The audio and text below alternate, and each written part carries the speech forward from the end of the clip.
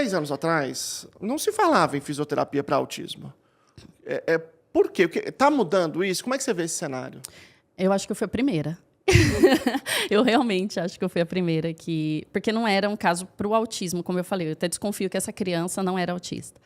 Mas a gente consegue hoje perceber uma mudança, claro, inclusive com os médicos, com a equipe. Porque todo mundo... Eu nunca tive, por exemplo, uma indicação que veio do Instagram. Engraçado, né? Mas não tenho. Normalmente são as famílias que me indicam, os médicos que acompanham, os terapeutas que acompanham as crianças que estão em intervenção é que me indicam esses pacientes. Então, diferente do que acontece com a grande maioria que faz um boom na internet e depois vai se dando conta de como fazer clinicamente, nós não. Eu atendia um paciente, ele começava a fazer fisioterapia, ele começava a responder muito melhor, esse analista vinha me procurar.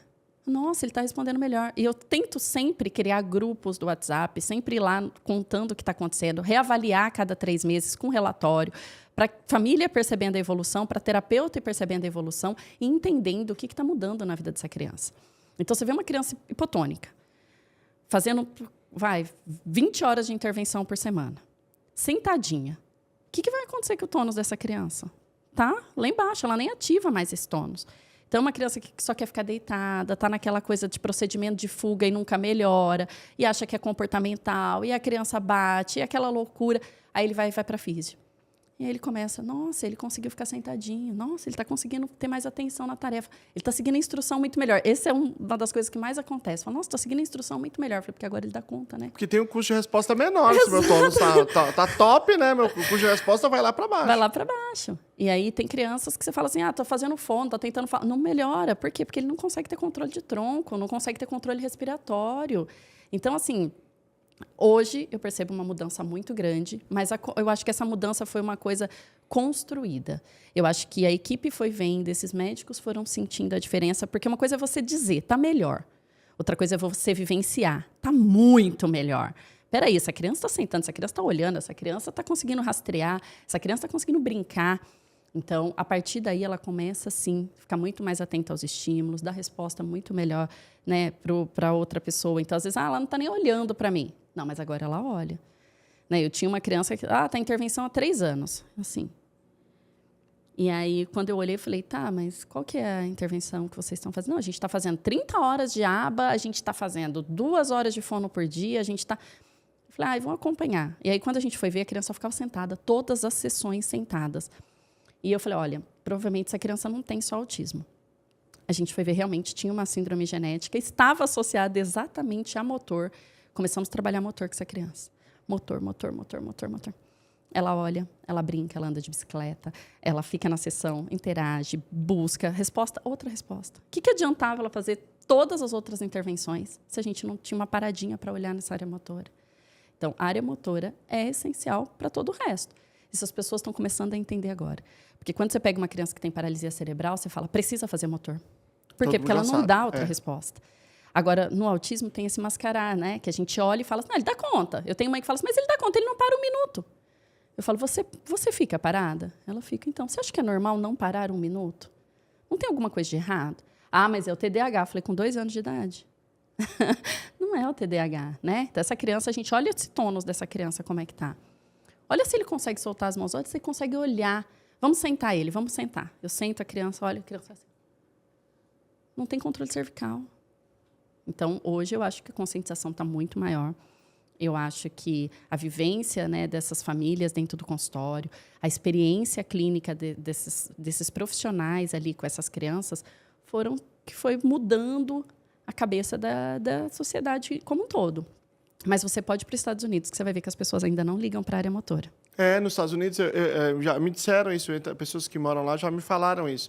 Como é que faz para ficar igual ao Brasil? Disseram, né? Exato. Eu tenho vários pacientes que eu atendo lá. Principalmente brasileiros, né? Porque lá eles não não precisa fazer fisioterapia, porque é custeado. Normalmente, né, ali é um plano de saúde custeado, caro, que eles não vão pagar qualquer... Então, o que eles garantem é o ABA, a fono, a TO, acho que 2 vezes por semana, mas a físio ninguém faz. E aí a gente vai vendo que aqueles pacientes também que não melhoram, tendo um ABA de muita qualidade, não melhoram. Por quê? Porque não estão parando para olhar para esse motor ainda.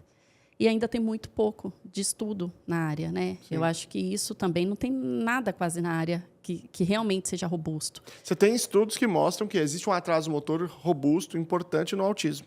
Mas de você fazer a intervenção motora e mensurar os efeitos sobre outros âmbitos, você não tem. Não Isso tem. não tem. Não tem. Então, e nos Estados Unidos, eles vão muito porque tem evidência, né? Se tem evidência, a gente paga. Se tem evidência, a gente paga. Então, acho que aqui a gente está um pouquinho na frente nessa relação, né? De entender que, olha, a gente ainda não tem estudo para isso, não.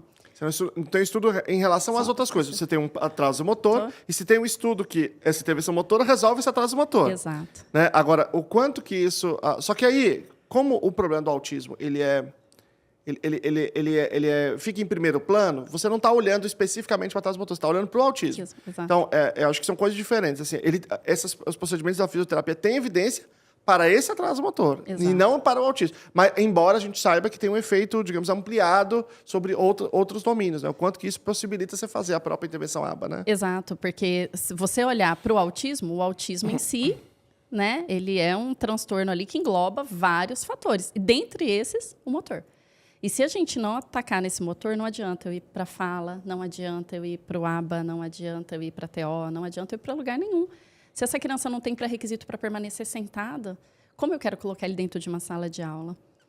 Né? Se essa criança não tem pré-requisito para ela soltar as mãos, cruzar... Eu me lembro que eu recebi uma criança de Brasília que a mãe falou assim, não, ele é muito birrento.